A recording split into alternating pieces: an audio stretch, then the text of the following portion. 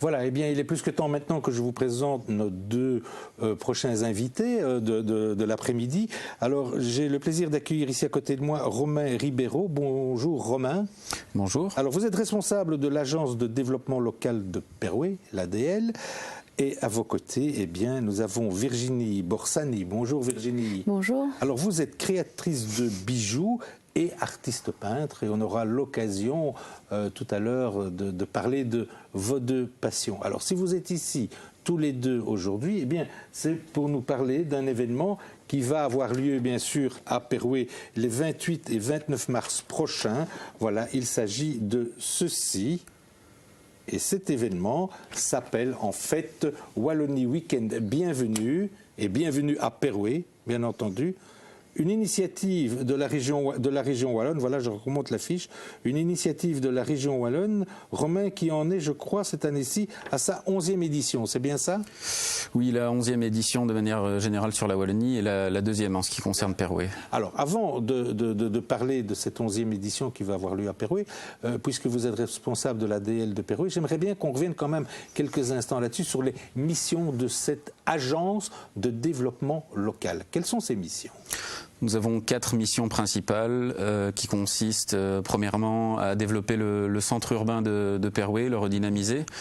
Une deuxième mission qui est plutôt orientée vers l'entrepreneuriat, le monde entrepreneuriat existant.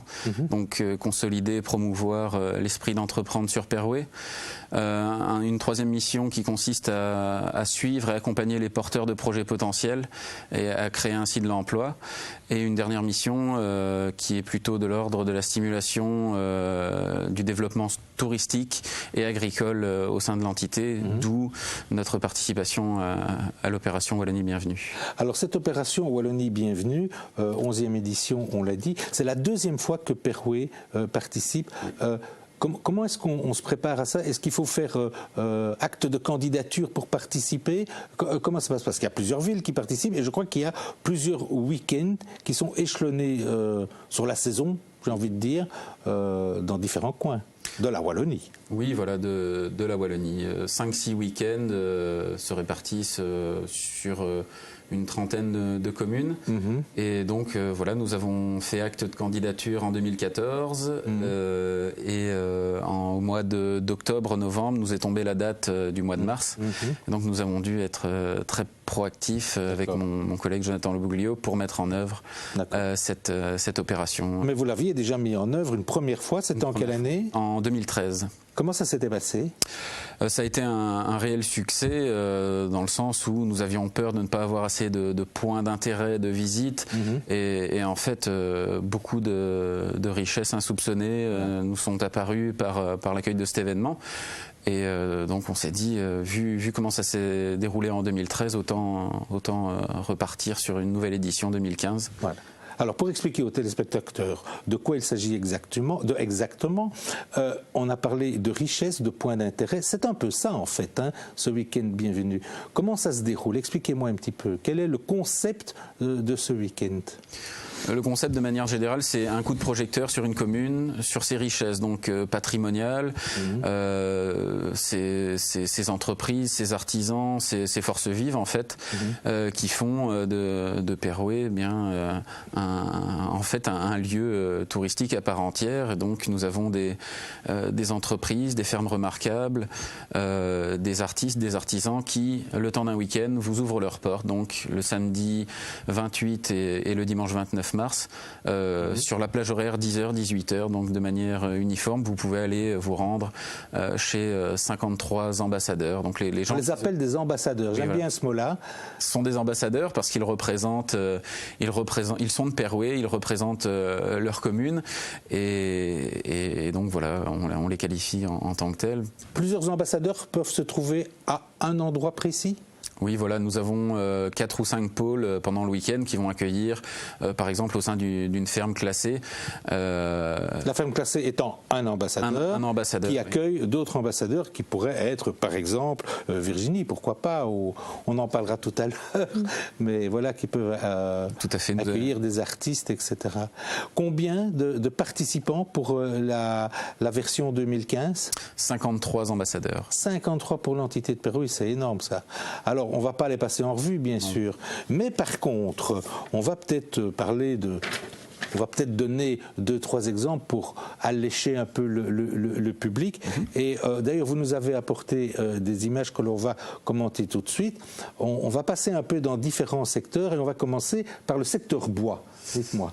Oui, voilà une entreprise, donc la menuiserie liégeois, qui est basée dans le zoning industriel de Perouet, qui va ouvrir ses portes pour montrer un petit peu la conception d'une maison sur base d'ossature bois. Ils font aussi des produits dérivés isolants.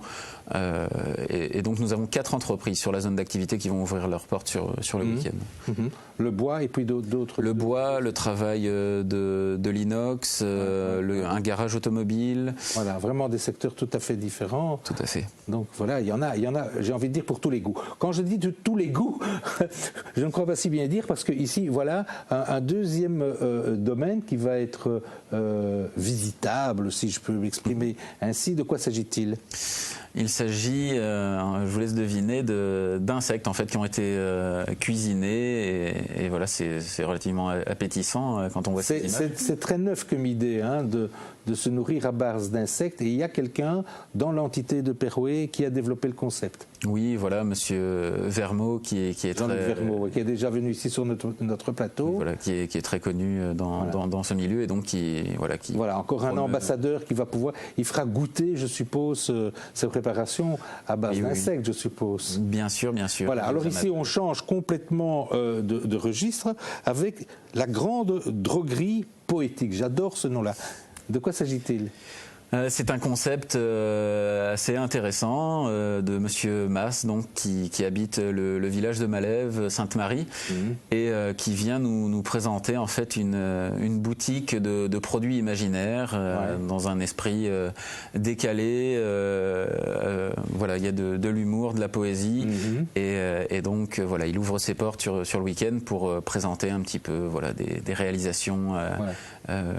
Ça, c'est vraiment 3 exemples, mais parmi tant d'autres, puisque, on l'a dit, il y a pas moins de 53 participants pour cette nouvelle édition. Et alors, on va maintenant parler aussi parce qu'à Perouet, il y a vraiment du tout. Il y a même, tenez-vous bien, un producteur de safran. Tout à fait. Alors, si vous ne savez pas comment on produit le safran, eh bien, vous allez tout savoir sur le safran grâce au petit reportage qu'on va découvrir maintenant ensemble. Et on se retrouve dans 3 petites minutes.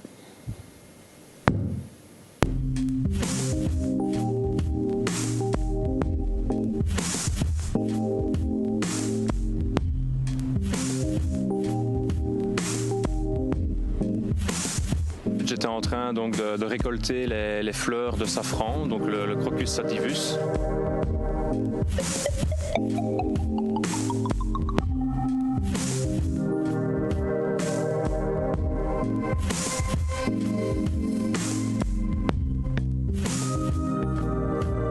Il faut trouver vraiment la bonne origine de bulbe qui est adaptée au climat.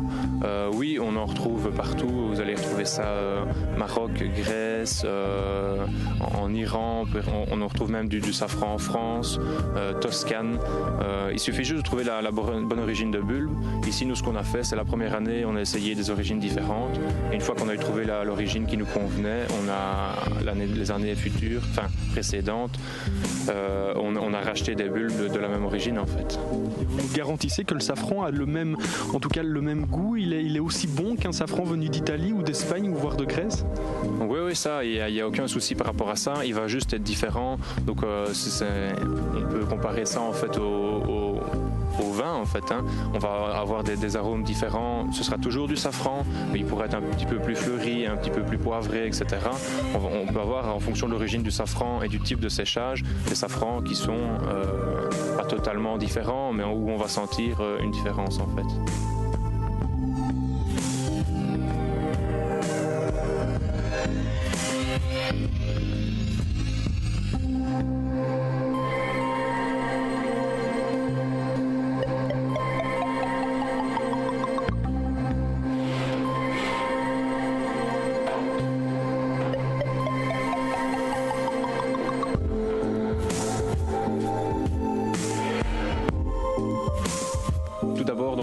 la plantation donc, qui se fait au mois de juillet.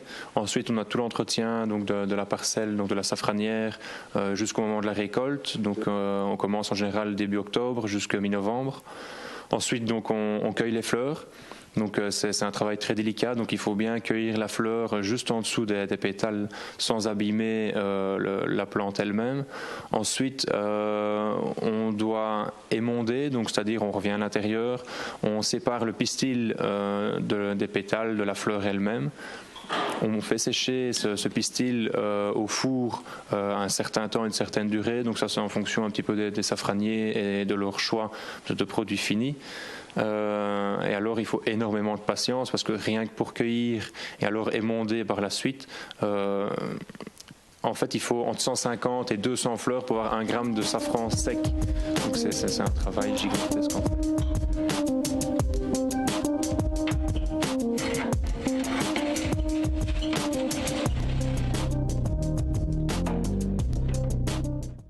Voilà, c'est passionnant, hein. Et il y a bien d'autres choses qui vont être passionnantes à Perouet. Parce que, regardez, je ne sais pas si je peux le montrer comme ceci, mais voilà, ça c'est un échantillon des différents ambassadeurs qui vont être présents donc, ce week-end des 28 et 29 mars à Perouet. Alors, on a parlé construction bois, on a parlé insectes, on vient de parler safran, mais dites, il y a plein d'autres choses. Allez, donnez-nous envie d'y aller. D'autres domaines. Vous pourrez assister à des démonstrations de chocolat par le meilleur chocolatier du Brabant wallon qui avait gagné le concours en 2013. Des démonstrations de drones. De drones. De drones, oui. C'est intéressant. Et donc qui vont larguer des œufs de Pâques d'ailleurs pendant le week-end pour créer une activité. Des visites de fermes classées par une historienne. Voilà, vraiment. Donc c'est vraiment très hétéroclite, on y va dans tous les sens, que ça soit l'art, que ça soit le patrimoine, que ça soit la gastronomie, que ça soit les drones, tout ce qui est mécanique, etc. Oui. Vous avez parlé de garage, donc vraiment il y en a pour tous les goûts. Il y en a pour tous les goûts, c'est ça le principe, et c'est ça la qualité aussi de l'événement, c'est que les visiteurs vont par intérêt personnel chez l'ambassadeur. Et donc on n'a pas un événement grand public où on a des masses de gens qui se baladent au hasard et qui vont se trouver là sans intérêt. Les gens viennent avec des questions, avec parfois un avis technique, et ça c'est assez chouette comme relation entre ambassadeur et public. Virginie Borsani, alors vous êtes à Perouet depuis longtemps, dans la localité de Perouet C'est un peu compliqué parce que j'étais là il y a 20 ans et puis je suis repartie à Bruxelles et je suis revenue il y a 5 ans. Pour toujours. Là alors vraiment. Tout ce qui nous entoure ici ce soir, tout ce qui est derrière, mais tout ce qui est devant aussi, eh bien c'est vous. C'est moi, oui. Alors ça a commencé comment? Par la peinture? Par les bijoux? Dites-moi.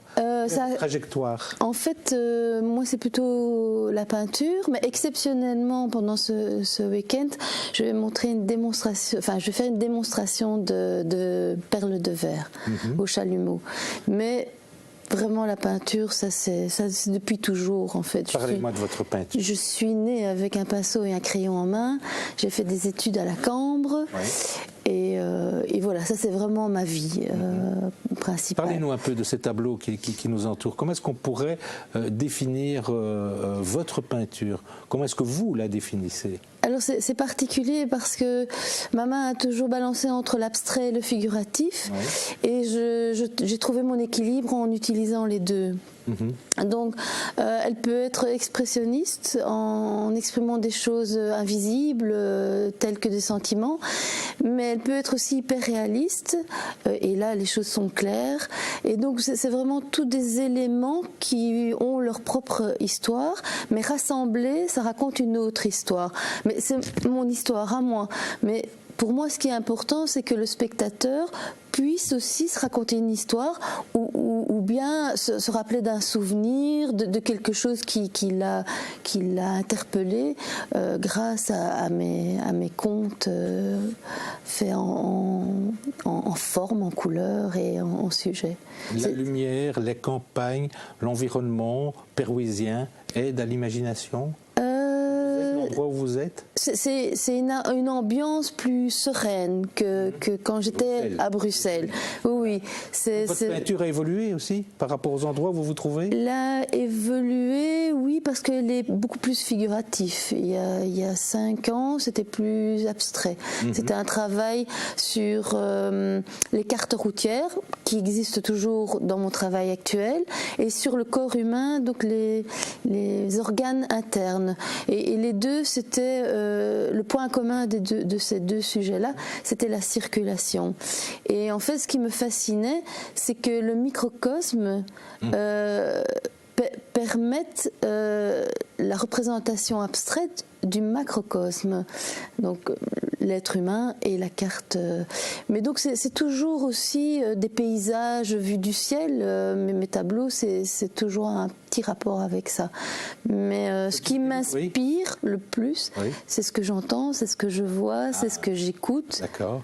Ça peut être une impression ou un moment, par exemple, ce qui se passe ici, ça va m'inspirer. Voilà, ça peut m'inspirer. Là, vous me tiendrez au courant. D'accord. Hein? Si je vous peins, je vous le dis. Alors, toute cette démarche, évidemment, vous allez l'expliquer, vous allez la raconter, je suppose, aux visiteurs qui viendront vous voir.